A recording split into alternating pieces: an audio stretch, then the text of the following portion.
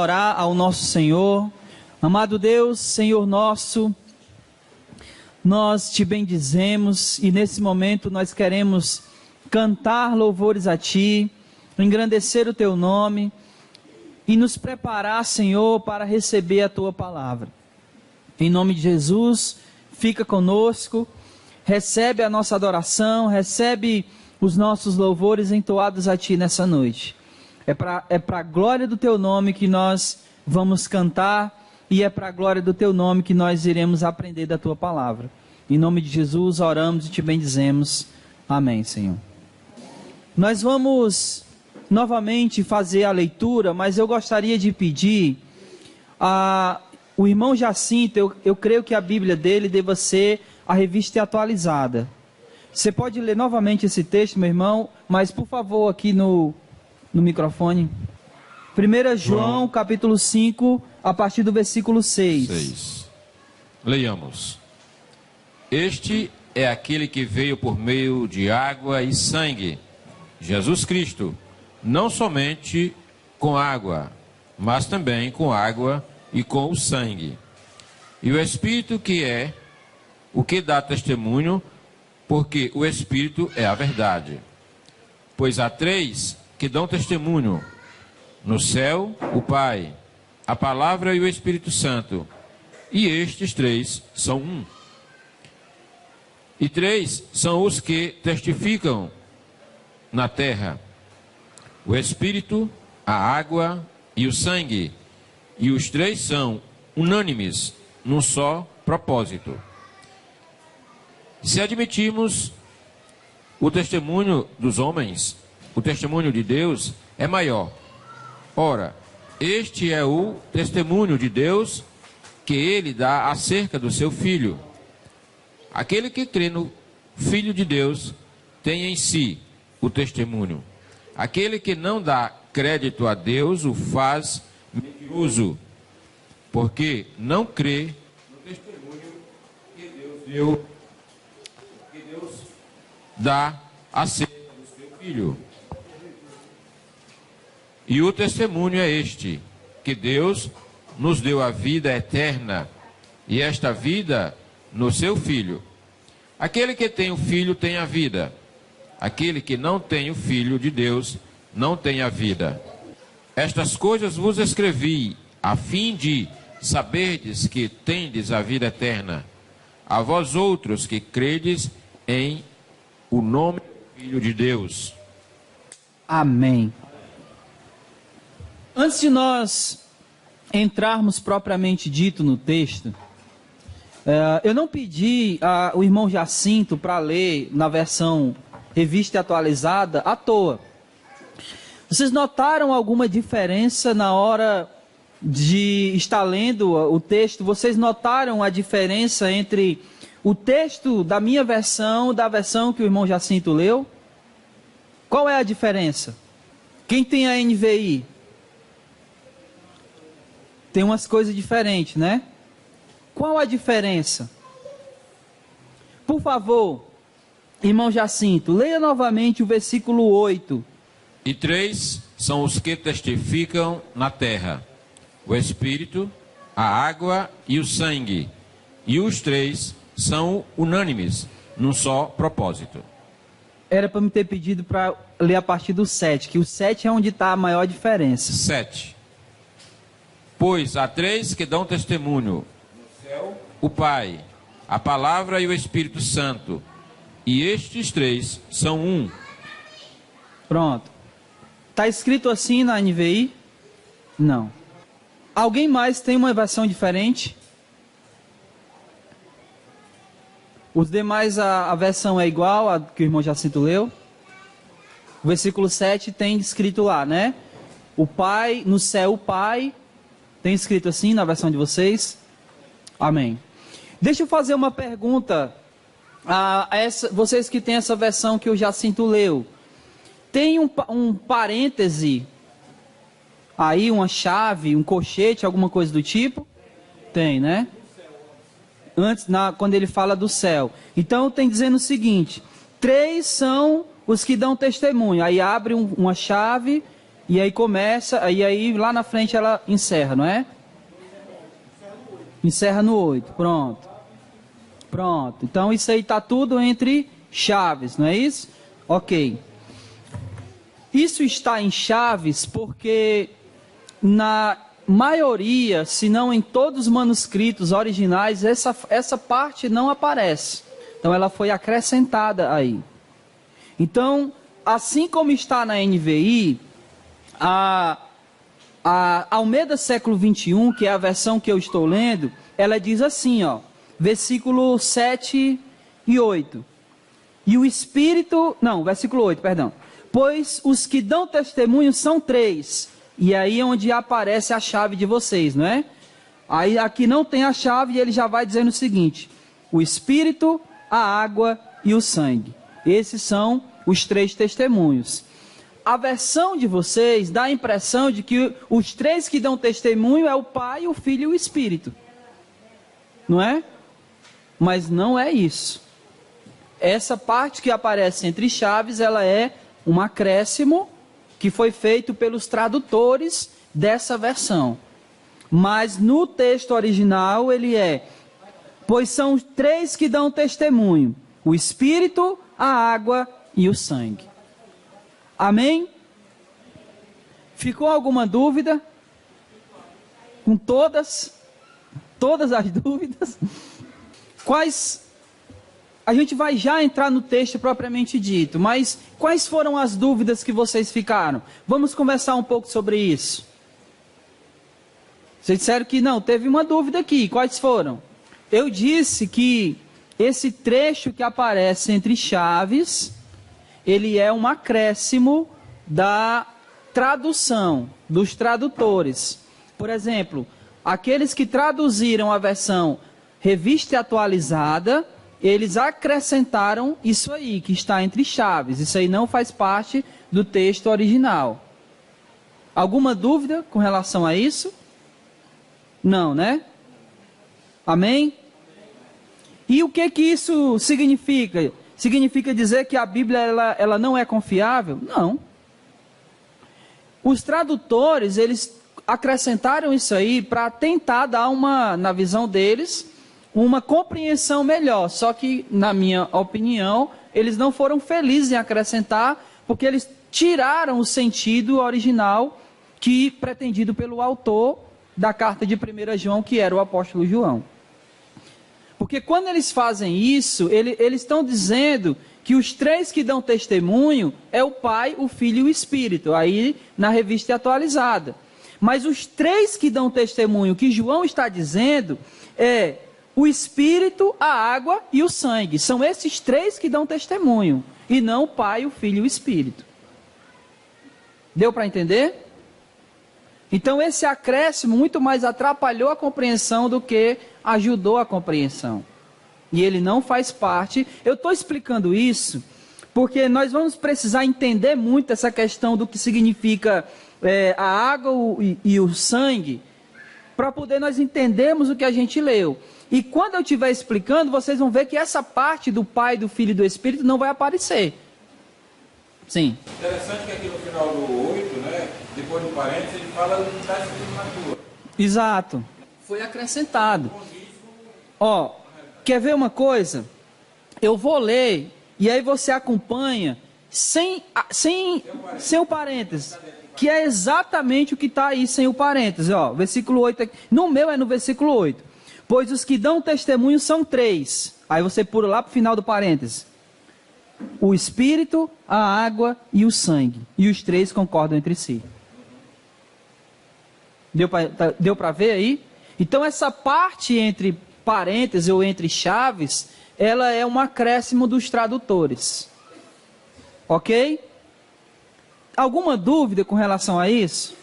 Eu estou explicando isso porque eu não vou falar dessa parte do Pai, do Filho e do Espírito, porque ela não está no original.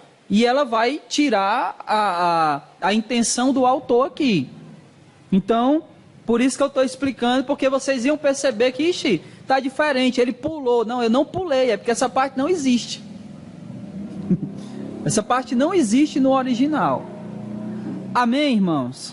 Isso não é para confundir, tá certo? Isso é para dar uma luz.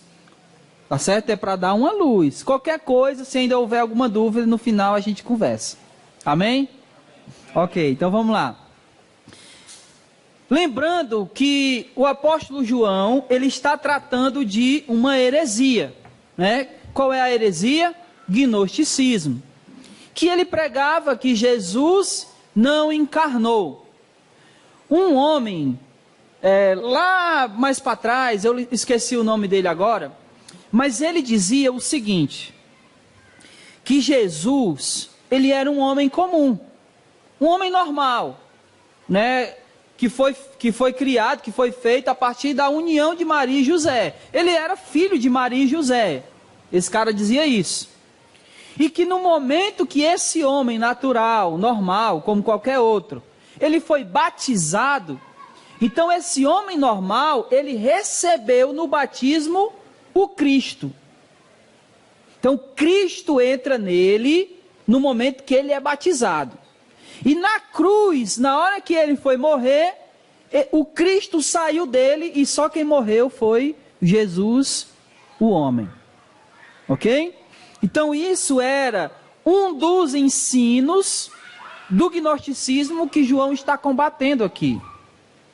Então esse cara pregava isso. Olha, Jesus era um homem normal, mas no momento do batismo ele recebe o Cristo. E aí na hora que ele foi para a cruz, o Cristo sai dele, só quem morreu lá na cruz foi o homem. Até aqui tudo bem, né? Amém?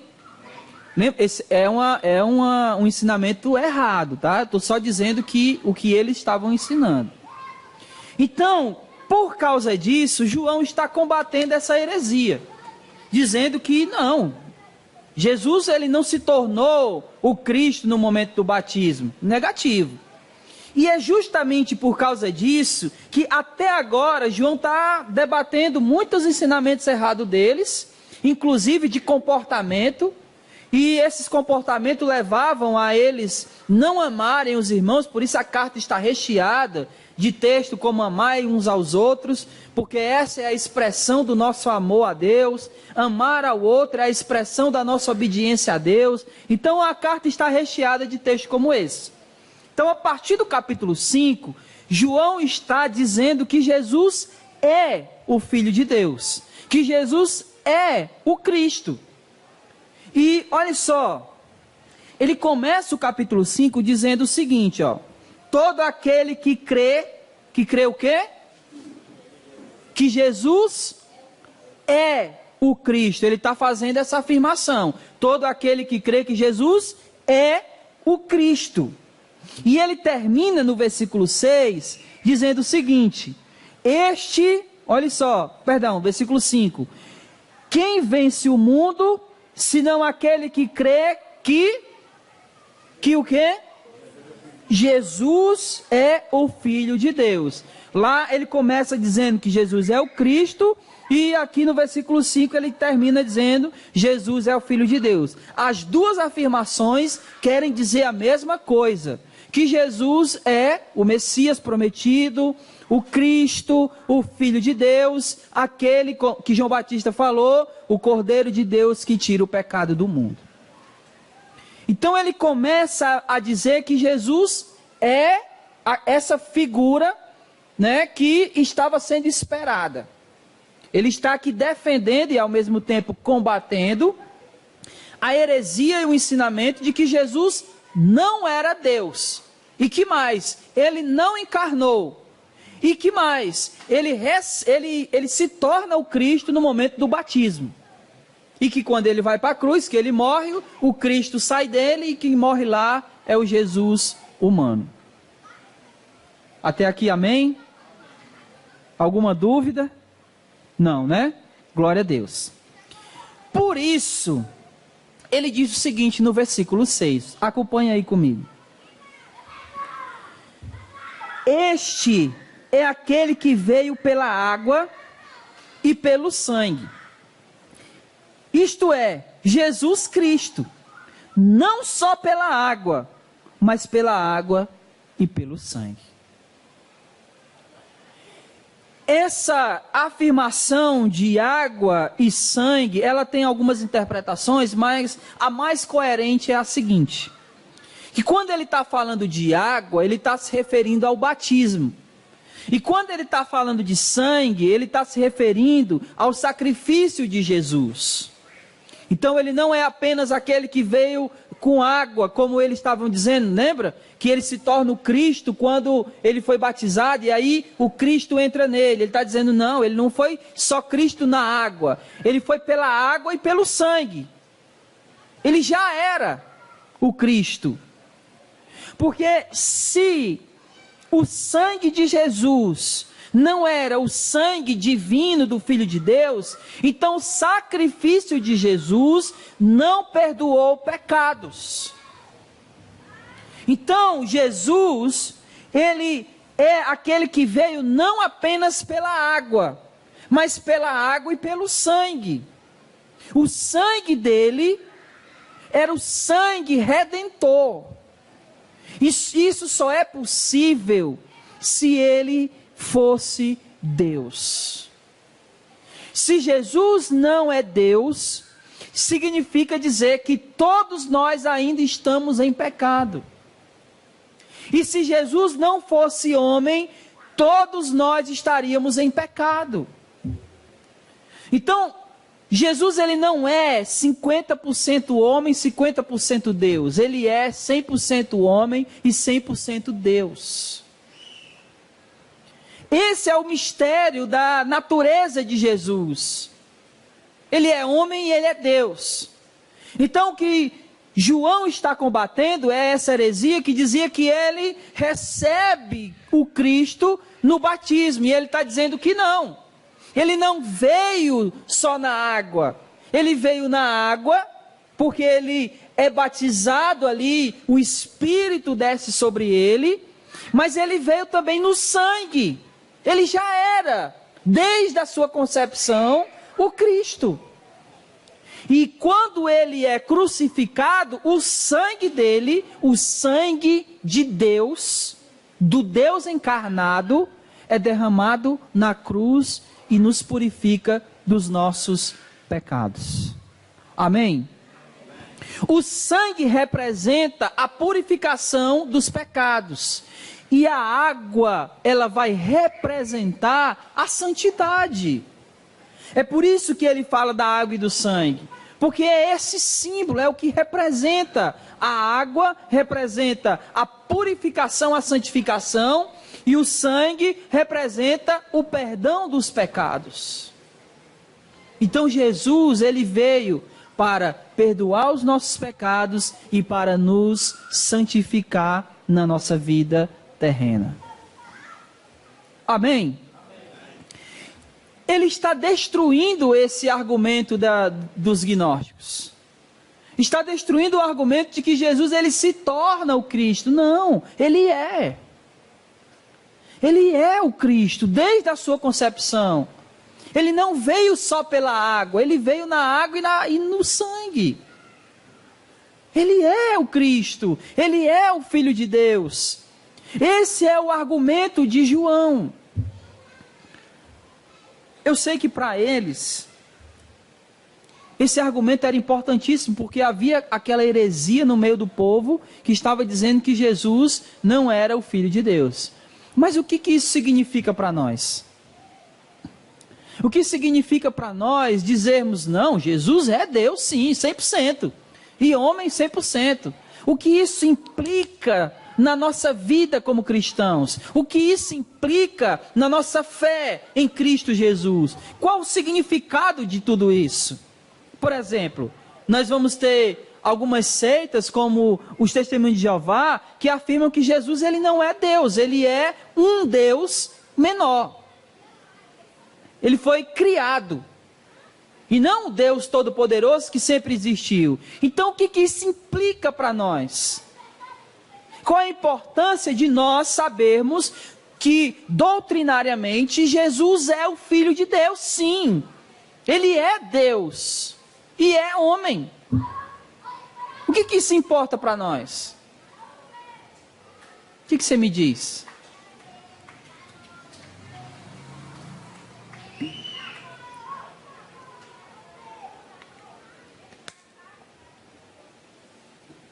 Não, isso não importa nada. Que vale a gente vir para cá, orar, pedir a Deus que abençoe e abra portas para nós, nos dê saúde. Se Jesus era Deus ou não, tanto faz. O que importa é a gente estar aqui. É? Sim ou não? Então o que importa? E o que isso importa para nós? O que isso traz para nós de significado? Ele se sacrificou por nós. Ok. Mas por que ele precisava ser Deus?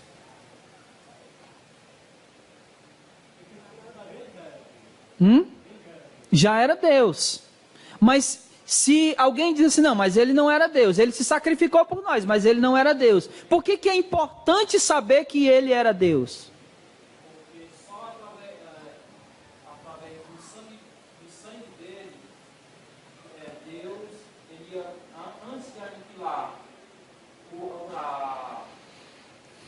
a nação, vamos dizer assim, a nação humana, ele ia ver o filho dele, o próprio filho dele, o próprio sangue dele, por intermédio da nação, vamos dizer assim. E se Jesus fosse só um ser humano que cumpriu a lei e que morreu na cruz, não seria válido? Por que não? É isso que eu quero que vocês respondam. Porque a natureza humana é pecaminosa. E? Pecador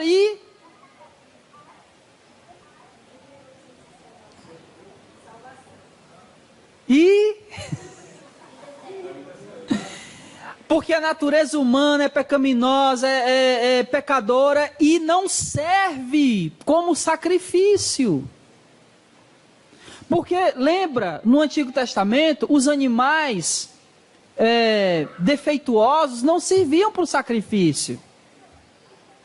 Então o ser humano comum, ele já vem, por falta de palavra melhor, ele já vem com defeito de fábrica. Então, a não ser que ele fosse Deus, ele não serviria para o sacrifício. Porque ele estaria imperfeito, porque ele seria um pecador. Hebreus diz que ele, a nossa semelhança, foi pecado, ele foi tentado em tudo, mas sem pecado. Preste atenção. Quando Hebreus diz que Jesus ele foi tentado sem pecado, não significa dizer que ele foi tentado e não pecou. Não é esse o significado disso. Ele não pecou, realmente. Mas quando o Hebreus está dizendo que ele foi tentado sem pecado, é que Jesus ele foi tentado sem a natureza pecaminosa. Essa natureza que eu e você temos, inclinada ao pecado, Jesus não tinha. Ele tinha a natureza semelhante à natureza que Adão tinha antes do pecado. Então ele foi tentado sem pecado, sem ter a natureza dele inclinada ao pecado, como nós temos. Porque nós somos descendentes de Adão, nós viemos de Adão. Nós herdamos a natureza pecaminosa, nós herdamos a natureza caída. Mas lembrem-se, Jesus não é filho de Adão. Ele não é descendente de Adão. Ele é descendente de quem? De Deus.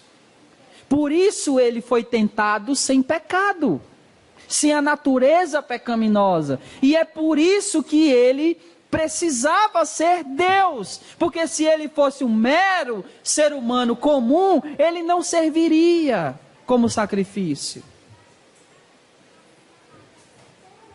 Olha só, pode falar, irmão. Interessante quando você fala que ele não tinha natureza pecaminosa. Por quê? Porque ele era Deus.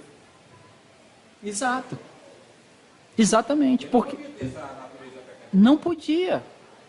Porque e outra coisa, a essência dele é a mesma essência de Deus. Olha só como é interessante. Os gnósticos, eles não acreditavam que Jesus encarnou, porque eles diziam, não, a matéria é má. Então, se algo puro tocar naquilo que é mau, ele se contamina. Esse era o pensamento dos gnósticos. Só que não é essa a realidade. A matéria não é ruim. Ela se tornou impura por causa do pecado, mas o corpo em si não é mau. Se fosse assim... Assim, a gente diz que o livre-arbítrio, né? Adão tinha antes do pecado esse livre, mas ele não tinha noção, porque ele disse que a partir do momento que ele comeu o fruto, abriu os olhos dele, a partir do momento que ele teve noção do que era certo e o errado, com pluralidade, porque ele estava no... Mas antes... O livre-arbítrio não é você entender o que é o certo e o errado. O livre-arbítrio é a liberdade de escolher que ele tinha. E ele foi alertado para não fazer. Então ele teve uma escolha: obedecer ou não. Ele não precisava saber se era certo ou errado. Ele só precisava obedecer ou não. Então Deus diz, por exemplo, você diz para o seu filho pequeno: olha, não meta o dedo aqui na tomada. Ele não precisa saber as consequências. Se ele meter, ele vai saber. Mas ele não precisa, ele só precisa obedecer. E ele pode escolher obedecer ou não, mesmo sem saber o que vai acontecer. Então, a liberdade de escolha, o livre-arbítrio, é a liberdade que ele tinha para escolher, e não a consciência de saber o que era o bem e o mal. Ok? Mas a gente sempre aprendeu o que era, assim, como se... Eu sei. Eu sei. Como muitas coisas. Eu sei. Um dia que eu estava, meu Deus, raciocínio.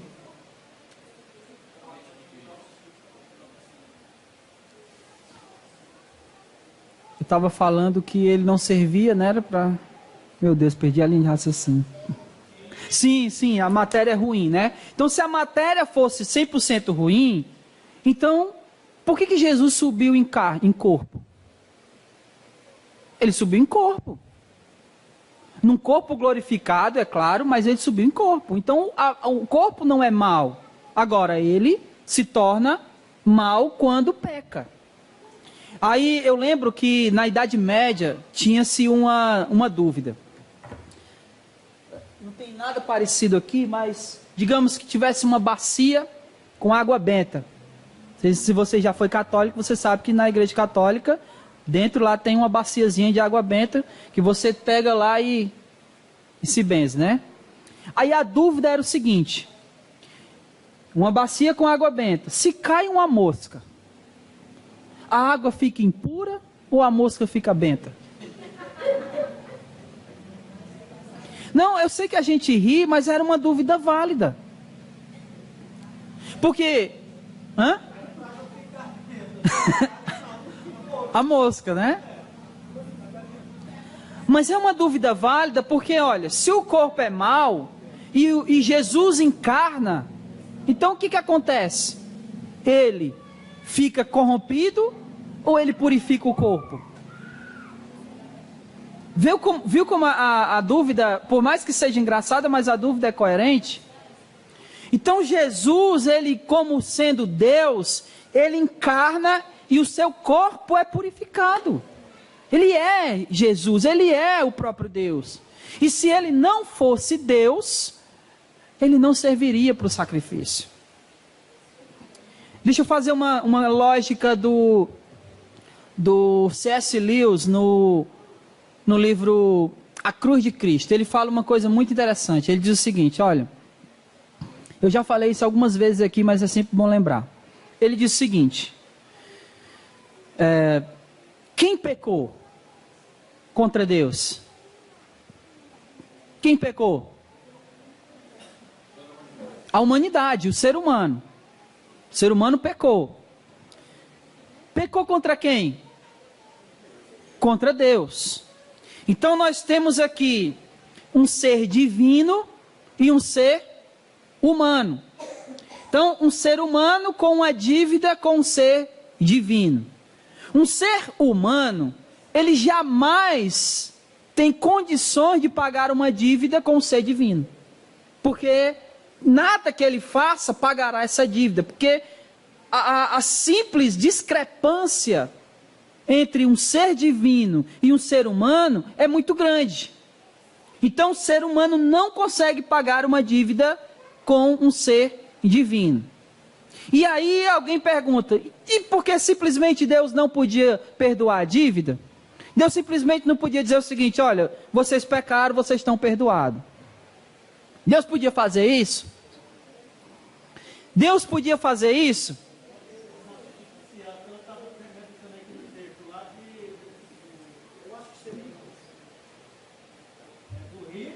Lá com o seu de Abraão, lá do lado. Aham. Ele vai passar, só que ele não pode ir. Não tem como ele atravessar. Não dá para aproximar. Ele não sabe. Seria mais ou menos isso mesmo.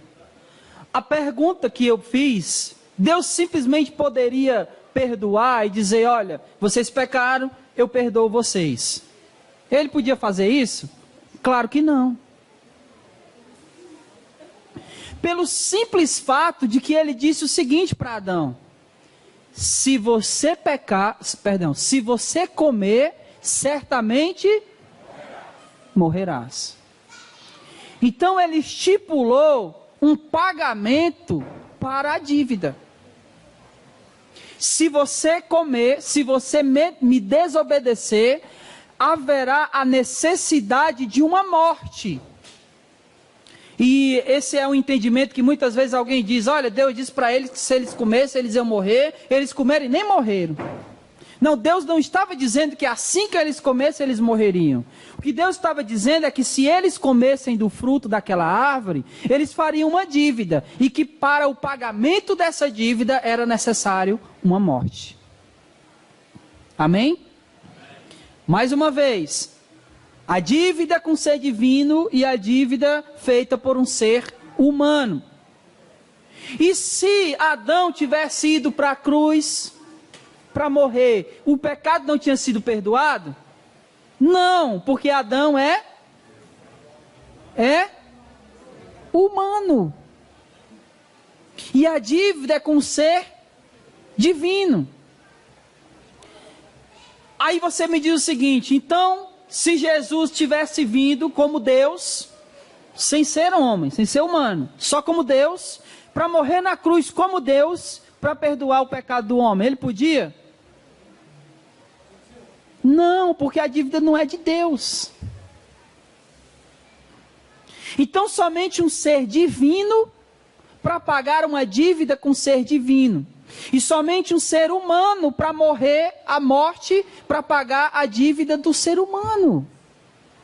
É por isso que Jesus, ele tem que ser Deus e tem que ser homem.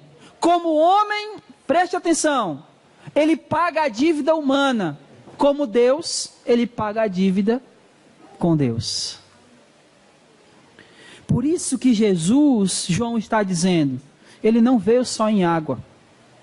Ele não se tornou Cristo no batismo. Ele veio em água e em sangue. Ele é Jesus, o Filho de Deus. Ele não se tornou o Filho de Deus. Ele é. E o seu sacrifício na cruz perdoou os nossos pecados. E nós somos lavados pela purificação da água pela palavra. Então Jesus, no seu sacrifício, quando ele veio, versículo 6, ele é aquele que veio pela água e pelo sangue, isto é, Jesus Cristo, não só pela água, mas pela água e pelo sangue. Ele era homem, ele era Deus, ele é Deus, ele é ser humano. E o que é muito melhor para nós, assim, uma notícia extraordinariamente boa. Lembra quando João disse, vá lá para o capítulo 2, versículo 1.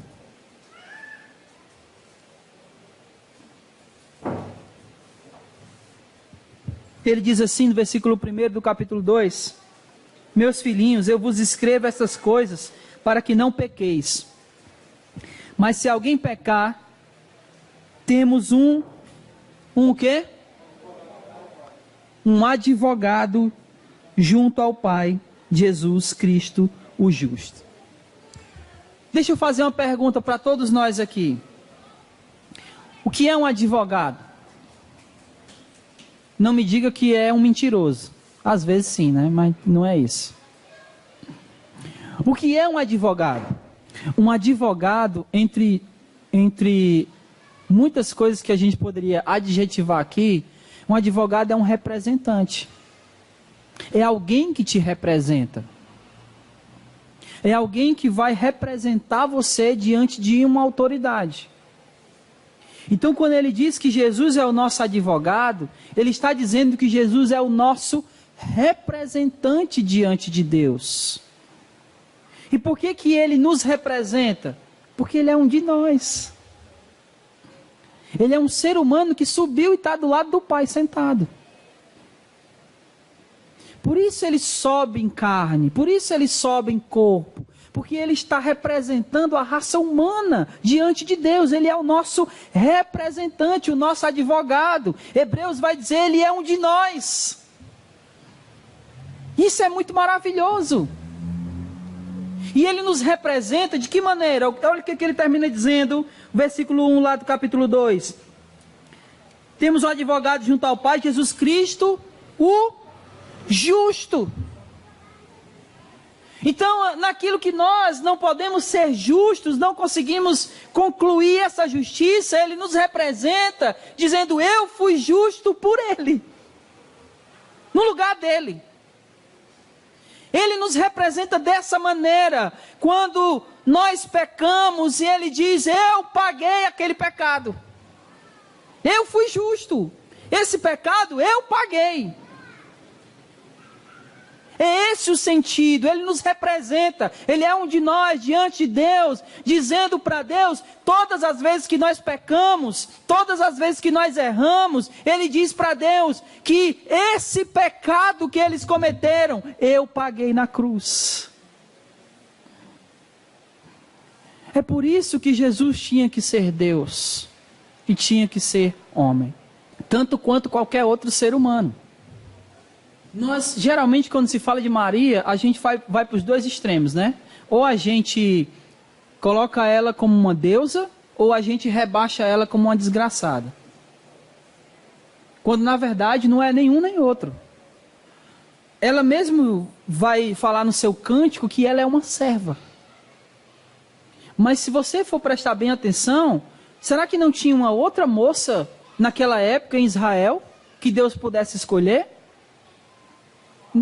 Tinha, mas Deus a escolheu. Então ela foi, como ela mesmo diz, bem-aventurada. Ela não precisa ser exaltada como a eterna virgem, como a mãe de Deus, que na verdade nada disso ela é.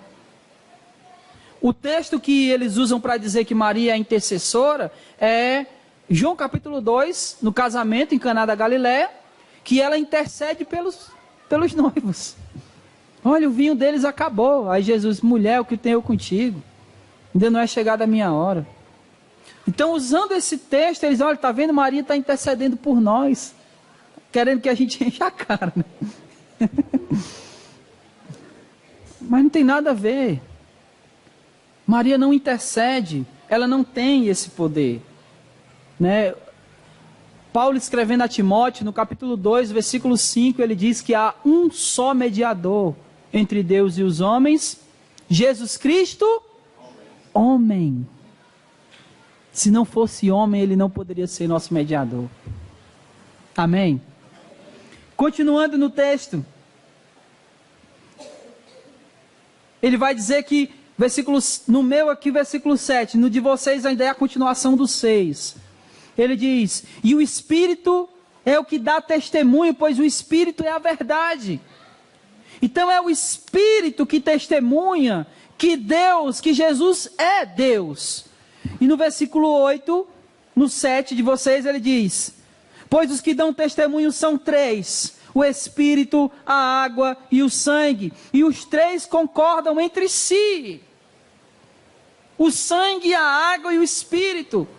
O perdão dos pecados, a santificação e o Espírito atuando em nós. São eles que testemunham quem Jesus de fato é em nós e para nós. Ele é Deus. Ele é o nosso Salvador. Ele é o nosso Redentor. É Ele que perdoa os nossos pecados. É Ele que nos santifica diante de tudo que nós temos diante de nós nesse mundo pecaminoso. É Jesus. Quem nos faz crer em Jesus é o Espírito. Lembra que eu falei na semana passada? É o Espírito que nos leva a crer em Jesus. E é justamente isso, esse é o testemunho do Espírito.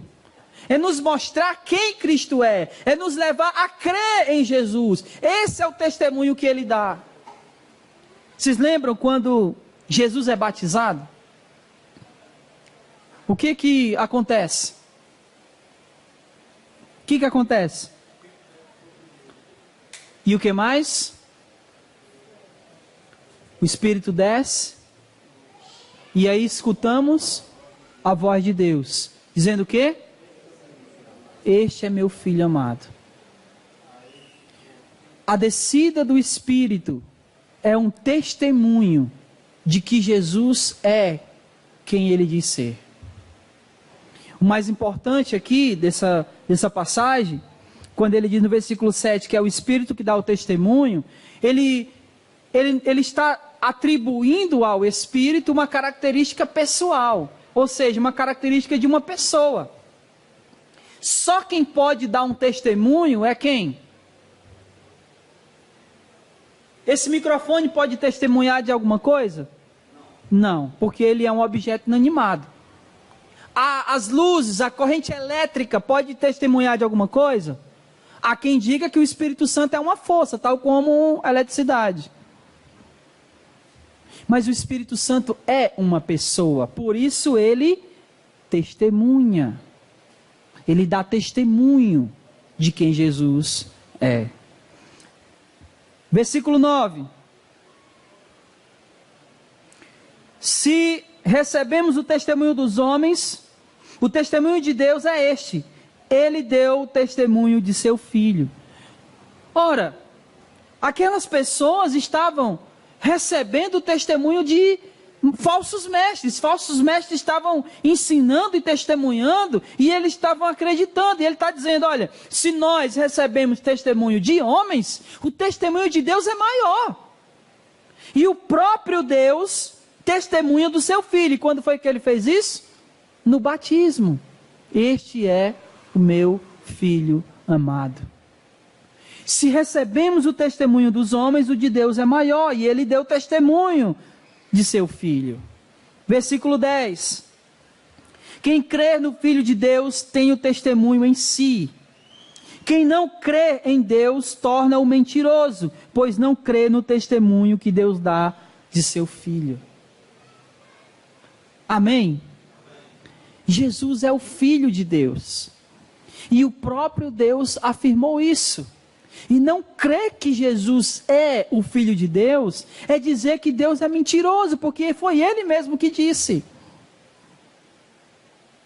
Esse é o argumento que João está falando aqui. Para aqueles que diziam que Jesus não encarnou e que Ele não era o Filho de Deus. Versículo 11. E o testemunho é este: Deus nos deu vida eterna, e esta vida está em seu Filho. Esse é o testemunho. Nós temos vida eterna em Cristo Jesus. Esse é o testemunho que está em nós. E que nós só podemos crer pela ação do Espírito Santo de Deus. Versículo 12. Quem tem o Filho tem a vida, quem não tem o Filho de Deus não tem a vida. 13. Eu vos escrevo essas coisas a vós que credes no nome do Filho de Deus, para que saibais que tens a vida eterna. Meus amados irmãos, João está diante dos seus leitores e diante de nós fazendo duas afirmações principais aqui. Jesus é Deus. Amém? E se crermos nessa afirmação, temos a vida eterna. É tudo isso que João está falando nesses versículos, do versículo 1 do capítulo 5 até aqui. Jesus é Deus e quem crê nele, como Filho de Deus, tem a vida eterna. E não podemos ter dúvida nenhuma disso. Porque o Espírito Santo testemunha em nós que isso é verdade. Que Jesus é Deus e por Ele ser Deus, os nossos pecados foram perdoados. Que Jesus é Deus e por Ele ser Deus, nós temos a santificação pela água na palavra, pela ação do Espírito Santo. Que Jesus é Deus e por Ele ser Deus, Ele nos deu a vida eterna nele mesmo. E todos aqueles que creem que Ele é quem Ele diz ser que é, têm a vida eterna. Esse é o ensinamento de João. E é por isso que é tão importante nós entendermos e sabermos que Jesus é Deus. E Ele é mostrado como Deus e três dão testemunho sobre Ele: a água, o sangue e o Espírito. E se isso não fosse bastante, o próprio Pai dá testemunho: esse é meu Filho amado. Portanto, meus irmãos, que isso fique fixado em nosso coração. Jesus é Deus. Ele é o Cristo, o Filho de Deus, que morreu pelos nossos pecados, que nos trouxe vida, nos santificou e nos levará para viver com Ele eternamente. Que o Senhor Jesus nos abençoe e que verdadeiramente o Espírito Santo grave essas verdades em nosso coração. Fiquemos de pé e vamos orar.